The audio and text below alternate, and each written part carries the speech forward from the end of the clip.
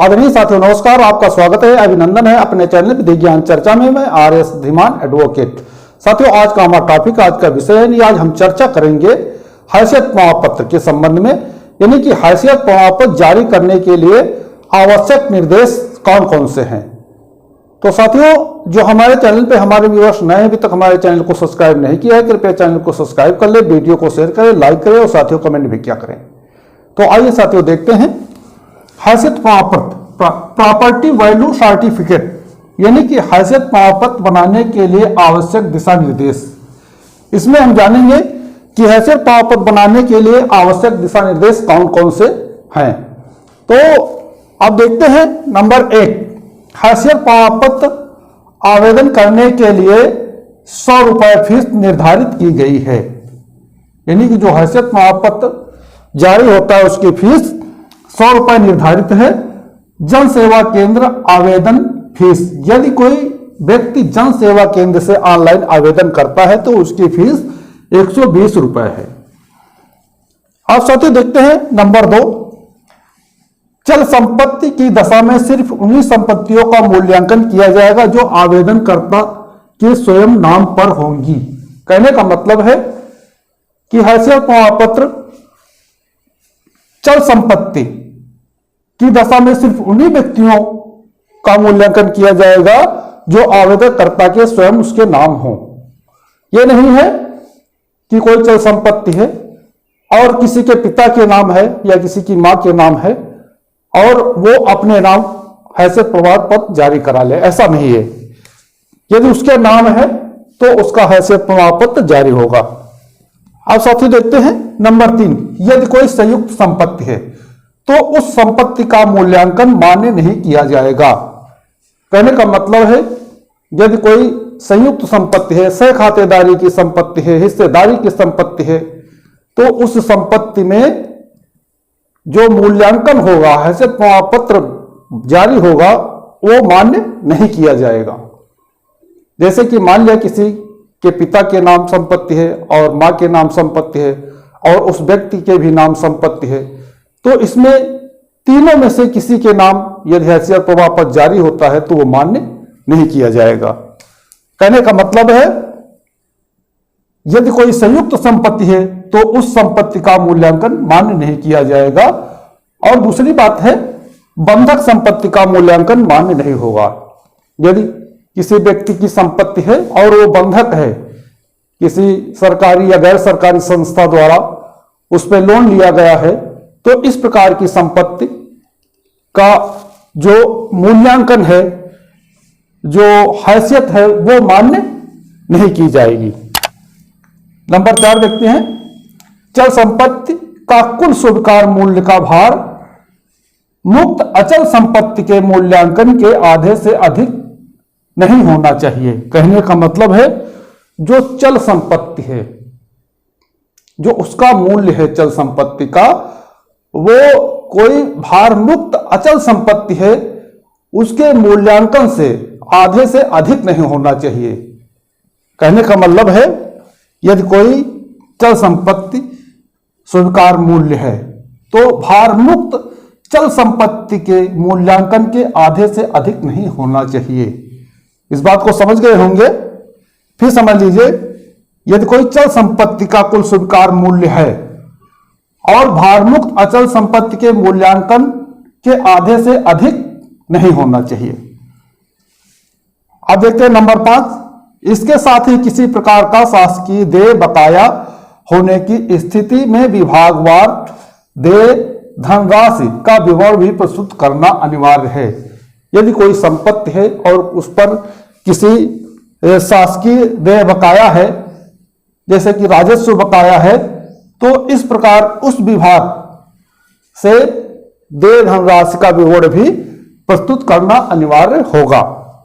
अब देखते हैं नंबर 6, प्रमाण पत्र की वैधता जारी की गई तारीख से अगले 2 वर्ष तक मान्य होगी। कहने का मतलब है जिस दिन से हैसियत प्रमाण पत्र जारी होगा उस दिन से 2 वर्ष तक वो मान्य होगा। 2 वर्ष के बाद पुनः जो है दूसरा हैसियत प्रमाण पत्र जारी कराना होगा। और साथियों इसमें समय समय पर परिवर्तनीय भी हो सकता है, इसमें टाइम बढ़ाया भी जा सकता है और घटाया भी जा सकता है। अब देखते हैं नंबर 7, आवेदनकर्ता अपनी सभी अचल संपत्तियों का मूल्यांकन किसी भी उत्तर प्रदेश GAV यानी गवर्नमेंट एप्रूव्ड वैल्यूअर से कराया जा सकता है, अन्यथा सभी अचल संपत्तियों की जांच मूल्यांकन तहसील द्वारा किया जाएगा। कहने का मतलब है आवेदक चाहे तो अपनी अचल संपत्ति का मूल्यांकन उत्तर प्रदेश के किसी भी गवर्नमेंट अप्रूव्ड वैल्यूअर से करा सकता है, अन्यथा सभी अचल संपत्तियों की जांच यानी मूल्यांकन तहसील द्वारा ही किया जाएगा। अब देखते हैं नंबर 8, यदि आप किसी GAV यानी गवर्नमेंट अप्रूव्ड वैल्यूअर द्वारा जांच करवाते हैं तो उसका इस पोर्टल पर पंजीकरण होना अनिवार्य है। कहने का मतलब है जो आपका जिससे आप जांच करा रहे हैं अपनी अचल संपत्ति का, जो आपका Uttar Pradesh government approved valuer है, उसका इस पोर्टल पे रजिस्ट्रेशन होना अनिवार्य है, पंजीकरण होना आवश्यक है। जिसका पंजीकरण है वही उसका वैल्यू निकाल सकता है किसी भी अचल संपत्ति का। नंबर 9, चल संपत्ति के प्रकरण में आवेदक द्वारा चल संपत्ति के मूल्यांकन संबंधी GAV अथवा सक्षम अधिकारी द्वारा संपत्ति के मूल्यांकन के समस्त अभिलेख अनिवार्य रूप से आवेदन करते समय ही पोर्टल पर अपलोड किए जाएंगे। कहने का मतलब है जो चल संपत्ति है उसके संबंध में किसी सक्षम अधिकारी द्वारा संपत्ति के मूल्यांकन के समस्त दस्तावेज, संपत्ति के मूल्यांकन के समस्त दस्तावेज जो भी डॉक्यूमेंट्स हैं वो आवेदन करते समय पोर्टल पर अपलोड किए जाएंगे। अब देखते हैं नंबर 10, इन संलग्न अभिलेखों की, नंबर 10 में बताया गया है कि इन संलग्न अभिलेखों की जांच जिला स्तर कार्यालय पर की जाएगी। जो अभिलेख चल संपत्ति के संबंध में आवेदन करते समय पोर्टल पर अपलोड किए गए हैं उनकी जांच जिला स्तर कार्यालय पर की जाएगी। उसके पश्चात ही अचल संपत्ति के मूल्यांकन से उसे जोड़कर प्रमाण पत्र जारी करने की कार्रवाई की जाएगी। कहने का मतलब है चल संपत्ति के संबंध में जो अभिलेख डॉक्यूमेंट्स आवेदन के साथ में अपलोड किए गए हैं उनकी जांच जिला स्तर कार्यालय से की जाएगी और जांच हो जाने के पश्चात अचल संपत्ति का जो मूल्यांकन है उसे जोड़कर प्रमाण पत्र जारी करने की कार्रवाई की जाएगी। अब देखते हैं नंबर 11, हैसियत प्रमाण पत्र जारी करने की इकाई जिला होगी।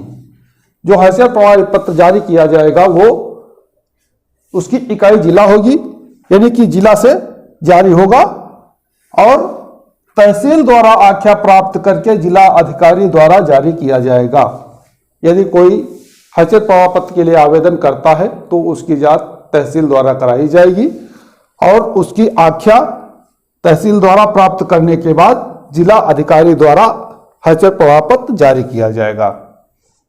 अब देखते हैं नंबर 12, यदि आपकी संपत्ति कई तहसीलों में है तो प्रत्येक तहसील से आख्या प्राप्त करके जिला अधिकारी द्वारा हैसियत प्रमाण पत्र जारी किया जाएगा। कहने का मतलब है कि यदि आपकी संपत्ति जिले की कई तहसीलों में है तो प्रत्येक तहसील से आख्या मंगाकर जिला अधिकारी द्वारा हैसियत प्रमाण पत्र जारी किया जाएगा। अब देखते हैं नंबर 13, यदि आपकी संपत्ति कई जिलों में है तो अलग अलग जिलों से अलग अलग प्रमाण पत्र जारी कराना होगा। जैसे कि मान लिया आपकी संपत्ति कई जिलों में स्थित है तो प्रत्येक जिले से अलग अलग वो हैसियत प्रमाण पत्र जारी कराना पड़ेगा। अब देखते हैं नंबर 14, यदि किसी संपत्ति के स्वामी में परिवर्तन संशोधन किया जाता है तो पुनः हैसियत प्रमाण पत्र जारी कराने का दायित्व आवेदनकर्ता का होगा। कहने का मतलब है किसी ने यदि अपना हैसियत प्रमाण पत्र जारी कराया है और जारी कराने के बाद वो उसमें स्वामित्व में किसी प्रकार का परिवर्तन होता है कि जैसे वो अपनी संपत्ति का विक्रय कर देता है तो उसे पुनः जारी कराने का दायित्व आवेदनकर्ता का होगा, अन्यथा वो हैसियत प्रमाण पत्र अमान्य होगा। अब देखते हैं नंबर 15, यदि बैंक का पैसा हैसियत प्रमाण पत्र में दर्शाया जाता है तो 3 माह पूर्व का जमा होना चाहिए। कहने का मतलब है यदि कोई व्यक्ति अपनी हैसियत में बैंक में जमा धन यानी रुपए पैसे हैसियत प्रमाण पत्र में ज्वाइन कराना चाहता है तो जो बैंक में पैसा है वो 3 माह पूर्व का जमा होना चाहिए और तथा कार्य पूरा होने तक जमा रहना चाहिए। कहने का मतलब है कि जो बैंक में पैसा जमा है उस पर यदि हैसियत प्रमाण पत्र जारी कराया जा रहा है तो वो पैसा 3 माह पूर्व का जमा होना चाहिए, नहीं कि अभी हाल में जमा किया और उसको हैसियत बनवा लिया, ऐसा नहीं है। उसी संपत्ति की जो बैंक में पैसा जमा है, कहने का मतलब है वो हैसियत प्रमाण पत्र जारी कराने के 3 माह के पूर्व का जमा होना चाहिए। यह 3 माह के पूर्व का नहीं है, 3 माह के बाद का है तो हैसियत प्रमाण पत्र जारी नहीं होगा। और साथियों, जो हैसियत प्रमाण पत्र जारी हुआ है वो कार्य पूरा होने तक जमा रहना चाहिए। यदि उसने जो है कार्य पूरा होने के पहले ही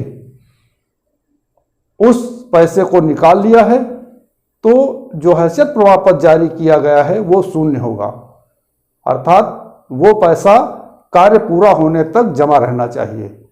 तो साथियों, इस वीडियो के माध्यम से आज हमने जाना कि हैसियत जारी कराने के संबंध में कौन कौन से आवश्यक दिशा निर्देश हैं।